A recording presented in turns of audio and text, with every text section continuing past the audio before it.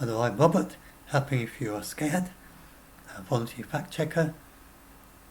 This is something that we knew in the Cold War, and hardly anyone knows it today. We knew it in the Cold War because there was then a very low but not zero risk of a nuclear war, and so we just all knew what to do if there were nukes falling. Nowadays we don't have that level of risk, and so governments don't say what to do because we don't need to know. And but I'll just go through what you actually do need to know if there was a nuke. It's just so you know, and then I'm going to talk about how we can be sure that Putin is not really planning to use a nuke.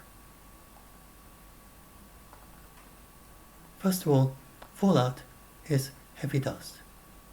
And you get people thinking, oh, it's like a dust, it's fine dust or fog, it's in the air. It's not. It is actually in the mushroom cloud. When you see a mushroom cloud, that's got the fallout, what's going to become the fallout in it as dust, in the shape of the mushroom cloud. Then a bit later it falls down and the fallout plume is like a stretched out mushroom cloud on the ground. And it falls in about 15 minutes after the explosion.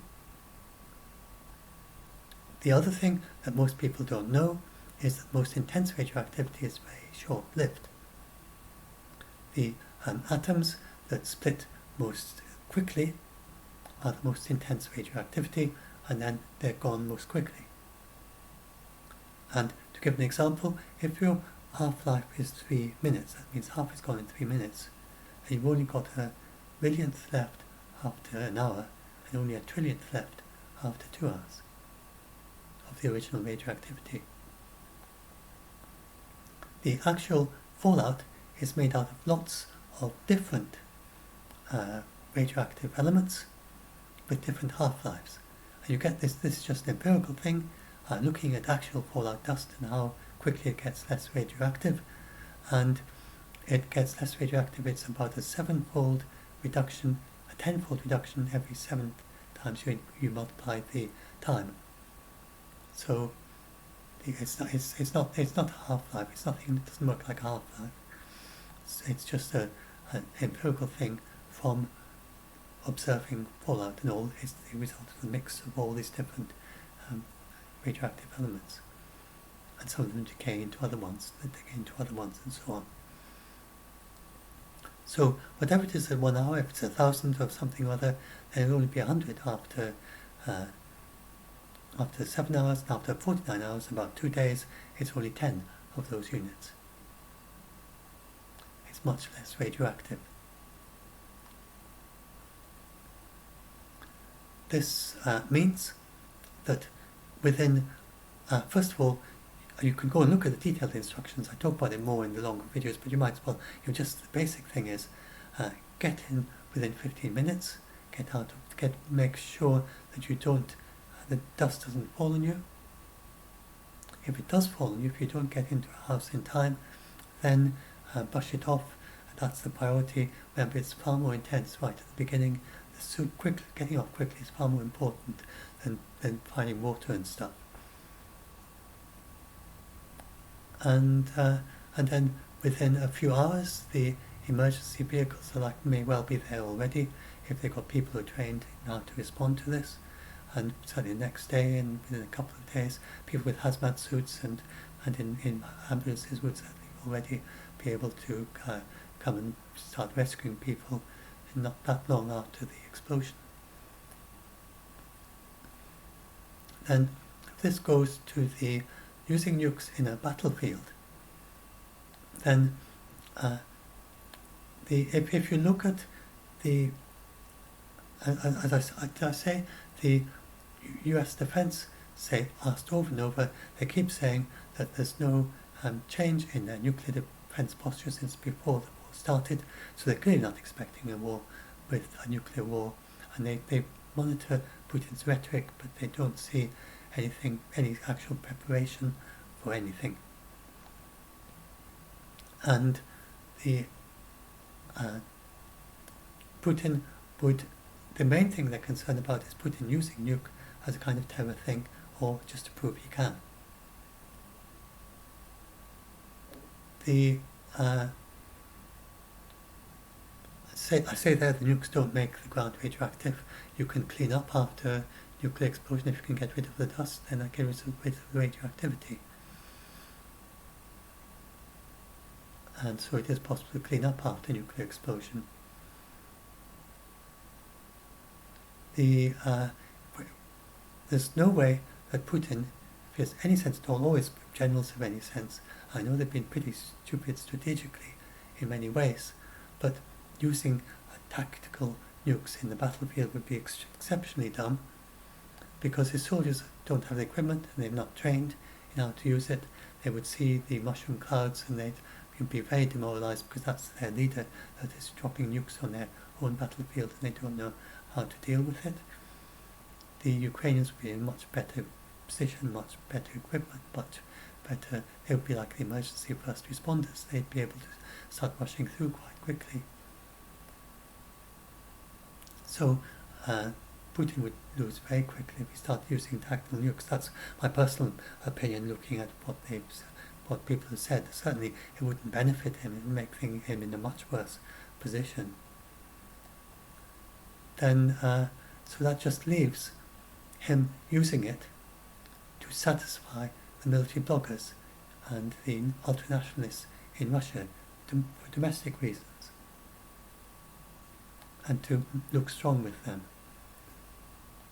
And he would become a rogue nation. He would be a rogue nuclear nation like nuclear North Korea if he did that. India and China would not be able to support him. They'd have to join sanctions with everyone else. And if he used the nuke as a terror weapon against the Ukrainians, and they'd find a way to get him off the Security Council, in my personal opinion.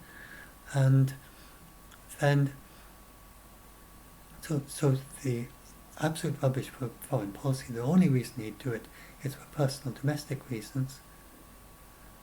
But even so, Zelensky and Biden, they're still a little bit concerned that he might use it in that situation just for purely domestic, totally nonsensical, pointless thing to do, and making things far worse for Russia.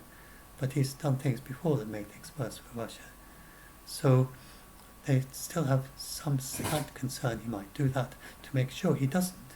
Well, Russia has turned out to be utterly defenseless against the NATO. This is relevant to what I'm just talking about.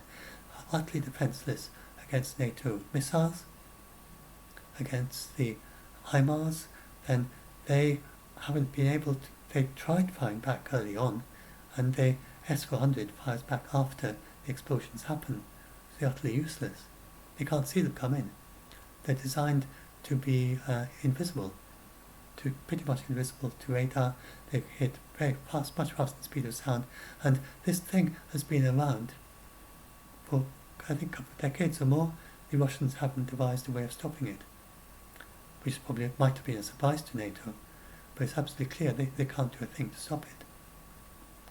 And then there's another thing that Ukraine used called HARM, which zooms in on radar systems, and again, Russians have no defences against it.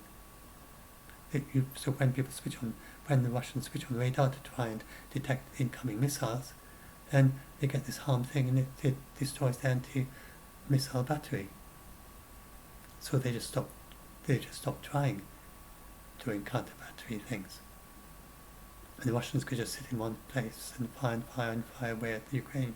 The Ukrainians could sit in one place and fire away at the Russians, because the Russians can't switch on the radar to try and find out where they are.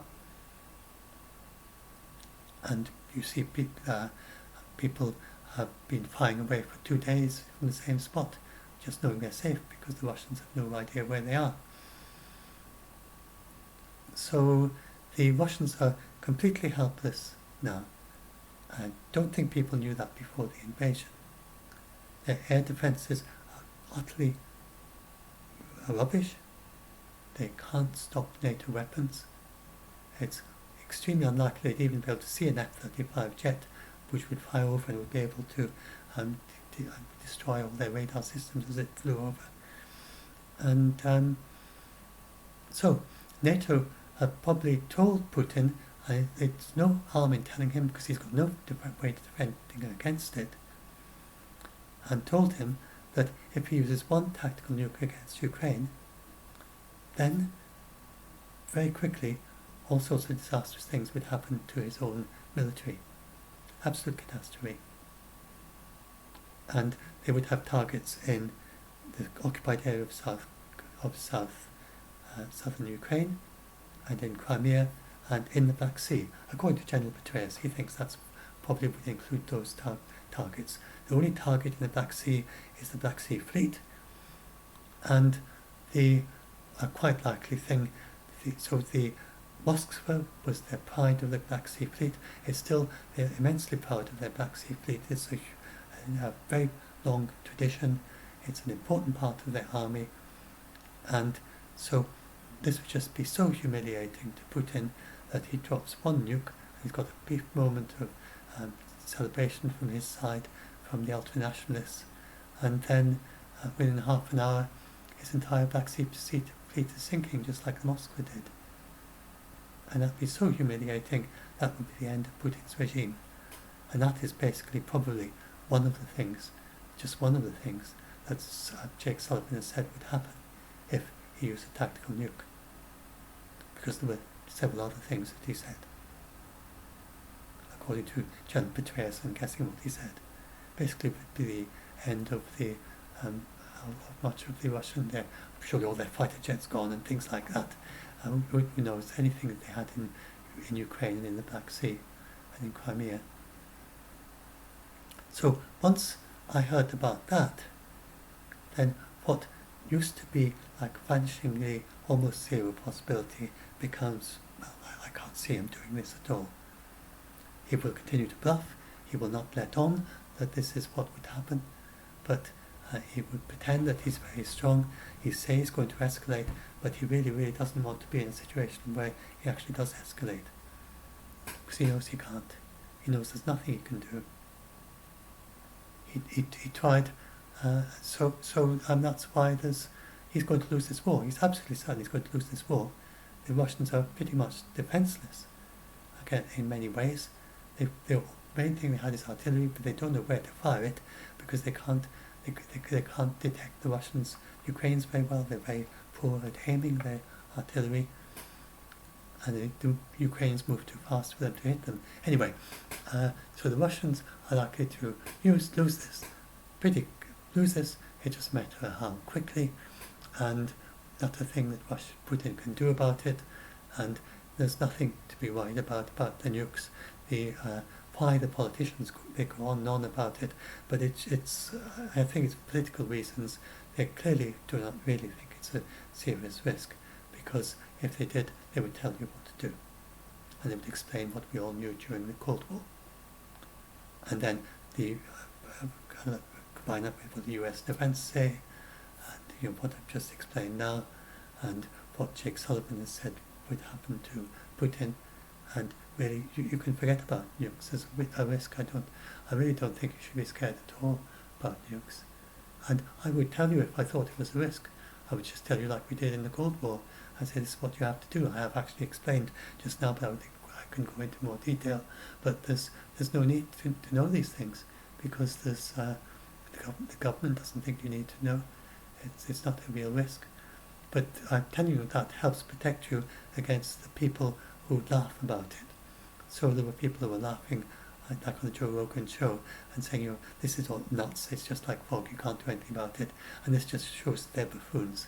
They don't have a clue. They never even looked up or checked anything about it. So don't pay attention to buffoons like that who just they say very stupid things because they haven't even checked, and that's all.